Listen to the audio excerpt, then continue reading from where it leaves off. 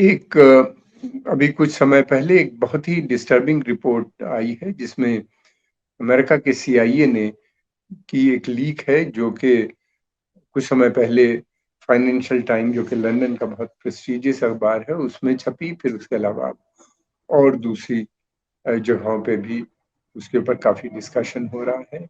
Social media में भी उसको काफ़ी प्रोमिनेंट मिली है कुछ अमेरिका के अंदर ख़ास तौर से। लीक में ये बताया गया है कि अमेरिका ने जो है इज़राइल को ग्रीन लाइट दिखा दी है कि आप ईरान के ऊपर अटैक कर सकते हैं। और साथ में ये भी बाइडेन एडमिनिस्ट्रेशन ने उनको इन्फॉर्म किया है कि वो इज़राइल के साथ पूरी तरीके से खड़े होंगे, यानी वो भी अमेरिका भी ज्वाइन कर सकता है। और ये एक बड़ा खतरा है। इसके मतलब ये है कि ये जो वेस्ट एशिया है इसमें एक बार दोबारा से जंग के बादल मंडराते हुए नजर आ रहे हैं। इज़राइल की जो इस समय गवर्नमेंट है इसने शुरू से कहा है, खासतौर से बेंजामिन नेतन्याहू जो प्रधानमंत्री हैं वहाँ के, वो बार-बार कहते हैं कि ईरान से पीस टॉक्स नहीं होनी चाहिए बल्कि उसके ऊपर मिलिट्री स्ट्राइक्स होनी चाहिए। उसके न्यूक्लियर इंस्टॉलेशन जहाँ-जहाँ पे भी न्यूक्लियर ठिकाने हैं, जहाँ पे न्यूक्लियर प्रोग्राम उनके चल रहे हैं, उनको ध्वस्त कर देना चाहिए। न कि बातचीत के माध्यम से कुछ उनके साथ डील की जाए।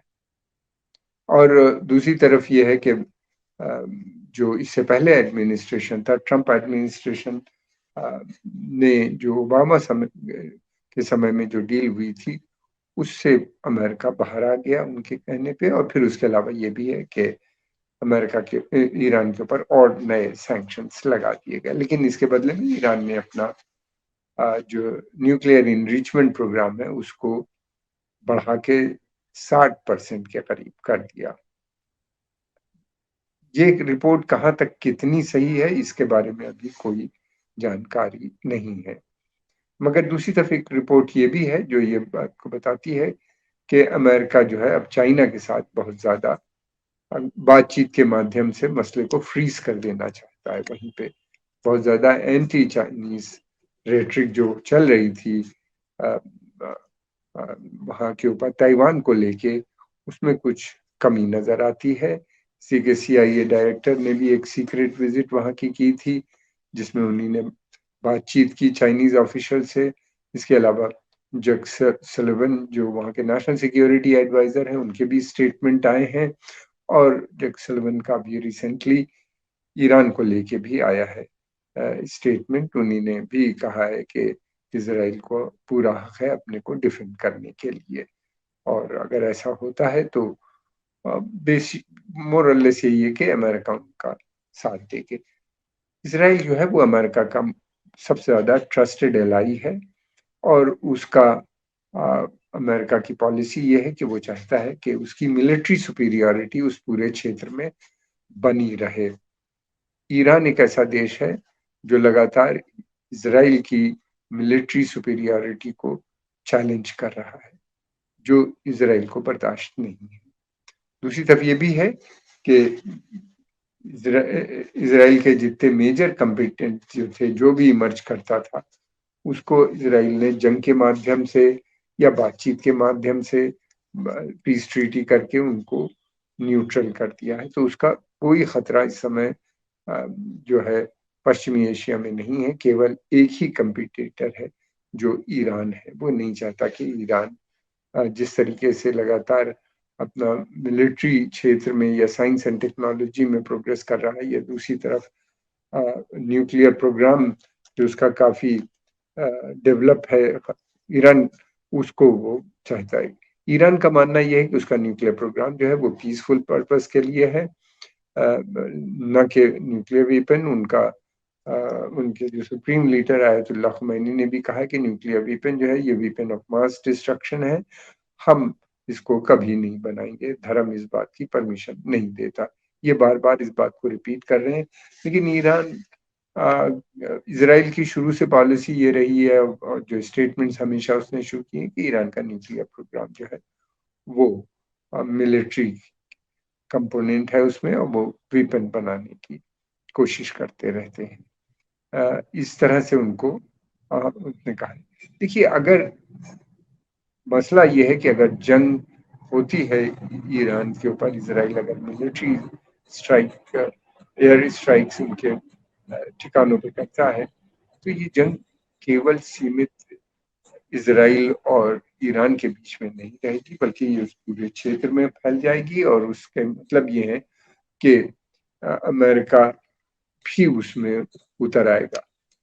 दूसरी तरफ ये भी है कि अमेरिका जो है वो इस पश्चिमी एशिया में इस वक्त बिल्कुल बहुत मार्जिनलाइज्ड इसकी हो गया है। एक तरफ तो इराक सीरिया में ईरान का बहुत बड़ा वर्चस्व है, लेबनान में भी ईरान एक बड़ा फैक्टर बना हुआ है, यमन में भी ईरान का एक बड़ा रोल नजर आता है। हूती रेबल्स को वो पूरी तरीके से सपोर्ट करता है, हालांकि वो इस बात को कहता है कि वो मिलिट्री सपोर्ट उनको नहीं देता। फिर उसके अलावा ये है कि दूसरी तरफ ये है कि सऊदी अरेबिया के जो नए क्राउन प्रिंस हैं, अब तो वो काफी समय से हो गया उनको, प्रिंस मोहम्मद बिन सलमान ने एक बहुत मेजर इनिशिएटिव लिया है, और उसमें उन्हीं ने उनका मानना यह है कि अब सऊदी अरेबिया जो है वो इंडिपेंडेंट फॉरेन पॉलिसी अब अडॉप्ट करेगा। यानी वो अमेरिका या बड़े पावर्स के इंटरेस्ट को रीजन में नहीं प्रमोट करेगा, वही इंटरेस्ट उस इंटरेस्ट अपने इंटरेस्ट में, अपने हित में काम करेगा जो उसके लिए बेहतर है। और उन्होंने एक बड़ा कॉन्ट्रैक्ट चाइना के साथ भी ऑयल डील का किया है, जिसमें वो ऑयल एंड गैस जो भी है चाइना लेगा वो युआन और रियाल में उसका पेमेंट होगा, यानी डॉलर में डील नहीं होगी। अभी तक जितना तेल का कारोबार होता था पूरी दुनिया में वो डॉलर से होता था। अब ये है कि धीरे धीरे कंट्रीज अलग अलग जो है, हम देख रहे हैं कि वो डॉलर को छोड़ के लोकल करेंसीज की बात कर रहे हैं कि उसमें होना चाहिए। उसके अलावा ब्रिक्स जो है नेशन, जिसमें 5 कंट्रीज हैं, India, south Africa, Russia, China और ब्राजील। इसमें लगभग 20 से 25 लोग और ज्वाइन करने वाले हैं। सऊदी अरेबिया ने भी अपना कहा है कि अप्लाई किया है, वो भी ब्रिक्स को ज्वाइन करने वाला है। ब्रिक्स का ने जो डिसीजन लिया है इस ऑर्गेनाइजेशन ने, उसमें यह तय हुआ है कि ये सभी देश आपस में लोकल करेंसीज में करेंगे। अगर ऐसा होता है तो डॉलर के ऊपर एक बड़ा खतरा मंडराता हुआ नजर आता है। डॉलर की जो इंटरनेशनल करेंसी के रूप में जो देखा जाता है, उसको फौरन तो नहीं, आने वाले कुछ समय में एक चैलेंज नजर आता है। दूसरी बात ये भी है कि जो अमेरिका की पॉलिसी है, वो अमेरिका चाहता है कि इस क्षेत्र में उसका वर्चस्व बना रहे। ये बहुत ही इम्पोर्टेंट क्षेत्र है जिसको पर्शियन गल्फ रीजन कहा जाता है, जहाँ के ऊपर तेल और गैस के बड़े भंडार पाए जाते हैं। अमेरिका तेल और गैस पे डिपेंडेंट नहीं है, मगर उनकी जो बड़ी ऑयल कंपनीज हैं या दूसरी बहुत सी सेक्टर्स हैं, कंपनीज हैं, वो ऑयल यहाँ से इंपोर्ट भी करती हैं। देखिए, ऑयल का इस्तेमाल केवल मोटर कार्स चलाने या मोबाइल या आ, आ, या रेलवेज या गैस या के अलावा और बहुत से हैं। इससे ऊर्जा भी बनाई जाती है, बिजली जिसे हम कहते हैं। फिर इसके अलावा इसके बहुत से अलग इसके बाई प्रोडक्ट्स बहुत हैं, प्लास्टिक हो गई या रेयान या थ्रेड्स जो होते हैं, जो टायरीन वगैरह बनती है जिसके हम लोग कपड़े में जिसका इस्तेमाल होता है। फिर उसके अलावा इनके इतने प्रोडक्ट्स हैं जिसकी कोई इंतहा नहीं। अब तो कुर्सियां और मेज भी इसकी बनने लगी, के बाई प्रोडक्ट होती हैं। फिर उसके अलावा ये भी है कि ये एक फार्मास्यूटिकल में इसका काफी इस्तेमाल है, दवाओं के बनने में जो इसका इस्तेमाल होता है। और फर्टिलाइजर भी इसी से बनता है, और कोल तार भी जिससे सड़क बनती है वो भी इसी। तो इसके बाई प्रोडक्ट्स बेहद हैं, जिससे अमेरिकन कंपनीज या पश्चिमी देश के जो देश हैं वो इनको क्रूड ऑयल खरीद के फिर इसका दूसरे बाई प्रोडक्ट्स बनाते हैं, जिससे वो billions and billions of dollar कमाते हैं।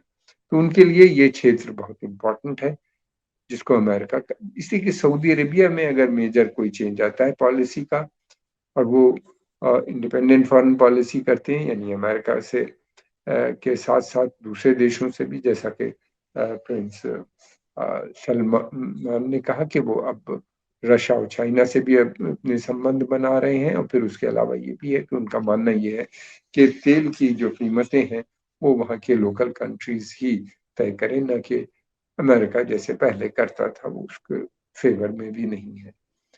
तो ये एक बहुत बड़ा मसला है।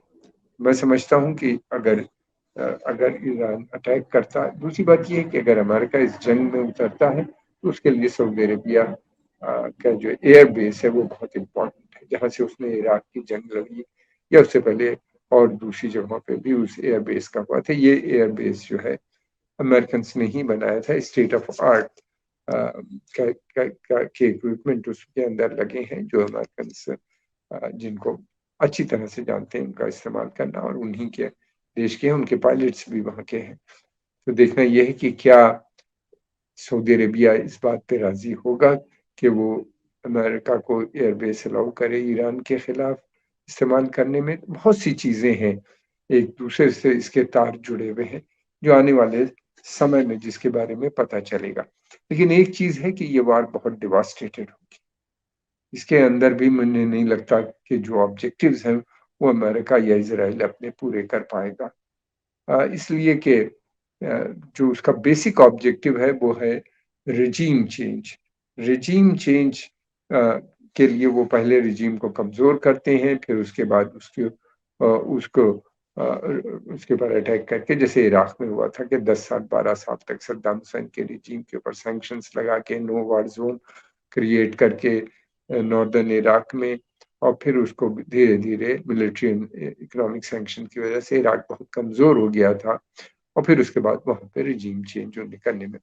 लेकिन ईरान दूसरी तरफ जो है, ये एक काफ़ी स्ट्रॉन्ग देश माना जाता है। इसके पास बहुत सी टेक्नोलॉजीज़ हैं, फिर उसके बाद डिफेंस सेक्टर में इसने जो अभी रिसेंट डेवलपमेंट हुए हैं, वो बहुत इम्पोर्टेंट हैं। जैसे ड्रोन के नए ड्रोन्स जो इसने बनाए, कई किस्म के ड्रोन्स बनाए जो कि काफ़ी सक्सेसफुल माने जाते हैं यूक्रेन वॉर में। फिर उसके अलावा इसने और दूसरे मिसाइल, इसका प्रोग्राम काफ़ी एक्टिव है, और इसके पास 60% इनरिच्ड यूरेनियम भी है, जिससे कि वो डर्टी बॉम्ब भी बना सकता है अ, कुछ ही समय में, और जिसका इस्तेमाल भी वो इज़राइल या अमेरिकन फोर्सेस के खिलाफ उस रीजन में कर सकता है। तो मेरा मानना ये है कि ये बहुत डिवास्टेटिंग। अमेरिका ने पिछले काफ़ी समय से कई जंगें लड़ी, मगर वो जंग के माध्यम से अपने ऑब्जेक्टिव जो था उसको पूरा नहीं कर पाए। देखिए, 21st सेंचुरी में जंग से मुझे नहीं लगता कि कोई मसलों का हल निकल पाएगा, और अमेरिका दूसरी तरफ ये भी है कि अमेरिका एक बड़ी पावर है, दुनिया की सबसे पावरफुल आर्मी उसके पास है, दुनिया के सबसे पावरफुल वेपन सिस्टम उसके पास है, और फिर उसको सपोर्ट पश्चिमी देशों का भी पूरी तरीके से हासिल है। तो इसमें अमेरिका जो है वो ऐसे देश जो इस तरह के जो पावरफुल होते हैं, वो अपनी को अपने इंटरेस्ट के सर्व करने के लिए किसी हद तक जा सकते हैं। लेकिन इस समय अमेरिका की इकोनॉमी काफ़ी कमज़ोर नज़र आती है, रिसेशन का खतरा बना हुआ है, यूक्रेन वॉर पे उसका बहुत बड़ा एक्सपेंडिचर है, और डेफिसिट फाइनेंसिंग लगातार बढ़ती जा रही है, डेट सीलिंग अभी उसको फिर बढ़ानी पड़ी है। तो उधार ले लेके कब तक वो अपनी इकोनॉमी को चलाएंगे, फिर इतनी बड़ी वॉर, उसका एक्सपेंडिचर। लेकिन दूसरी तरफ ये भी है कि वो उन्हीं ने जो वेपन सिस्टम और अपने जो बनाए हैं सेना, वो कभी उसको एक्सेप्ट नहीं करेगी कि अपनी हार एक्सेप्ट कर ले और इस रीजन को, पूरे ऑयल रिच रीजन जो है गल्फ का, उसको छोड़ के वहां से विड्रॉ कर लें। ये बातें अभी पूरी तरह से कंफर्म नहीं है कि अमेरिका भी ज्वाइन करेगा। ईरान के खिलाफ इसराइल का जो स्टैंड है वो बिल्कुल क्लियर है। उनका शुरू से मानना ये है कि इससे बातचीत नहीं होनी चाहिए, बल्कि इसके ऊपर न्यूक्लियर इंस्टॉलेशन के ऊपर अटैक होने चाहिए और उसको वहीं पे ध्वस्त कर देना चाहिए, जैसा कि इसराइल ने पहले इराक और लीबिया में या सीरिया में भी एक दो जगह ठिकानों पे किया था, जहाँ पे कुछ उसको लगा था, शुबा हुआ था कि न्यूक्लियर एक्टिविटीज हैं। तो उन जगहों पे उसने अटैक किया था वैसे ही। लेकिन क्या ईरान के इस न्यूक्लियर इंस्टॉलेशन जहाँ पे हैं उनमें करने में इसराइल या अमेरिकन कामयाब होंगे? देखिए, हमने देखा है कि उन्हीं ने कहा है कि वो बस्टर बंकर बॉम्ब्स का इस्तेमाल करेंगे, जो कि अफ़गानिस्तान में अमेरिकन्स ने किए थे टोरा बोरा की पहाड़ियों के ऊपर, जहाँ के ऊपर कहा जाता था कि बिन लादेन छिपे हुए हैं, लेकिन वो कामयाब नहीं हुए। उससे इन्वायरमेंट और दूसरी चीज़ों को और बहुत नुकसान पहुंचा, लेकिन बिन लादेन वहां से भाग के पाकिस्तान आ गए और कई साल उसके बाद जिए। फिर बाद में अमेरिकन ने उनकी हत्या पाकिस्तान के अंदर की। तो इस तरह से मुझे नहीं लगता कि अब कोई भी देश मिलिट्री ऑप्शन से अपने मसलों को हल कर सके। इसलिए देखना ये, लेकिन ये है कि अगर ये जंग होगी तो बहुत डिवास्टेटेड होगी, बहुत भयंकर होगी और पूरा क्षेत्र इसके चपेट में आ जाएगा। और संभव इस बात का भी है कि तेल की सप्लाई भी डिस्टर्ब हो जाएगी, और अगर तेल की सप्लाई डिस्टर्ब हुई इस समय, तो मैं समझता हूँ कि फिर उसके बाद पूरी दुनिया रिसेशन में होगी, और सभी जगह के, न केवल अमेरिका यूरोप बल्कि दूसरे देश भी इस चपेट में आ जाएंगे। अमेरिका के पास तेल जरूर है, लेकिन अगर दूसरे मुल्कों में रिसेशन आता है तो उसकी इकोनॉमी पे उसका सीधा असर पड़ेगा, क्योंकि उसका ट्रेड सबसे ज्यादा दुनिया में दूसरे मुल्कों के साथ है, वो उसके ऊपर इफेक्ट होंगे। लेकिन ये रिपोर्ट कहाँ तक कितनी सच है कि ऐसा होने वाला है, अगर ऐसा होगा तो मैं समझता हूँ उसके नतीजे पूरी दुनिया के लिए, इसके लिए बेहतर ये होगा कि पहले ही से अमेरिका इजराइल पे सभी देशों का प्रेशर बढ़ना चाहिए कि वो इस स्टेप को न ले। आज के इस पॉडकास्ट में इतना ही। हम आगे फिर मिलेंगे किसी नए इशू के ऊपर, नए बातचीत आपके साथ हम करेंगे।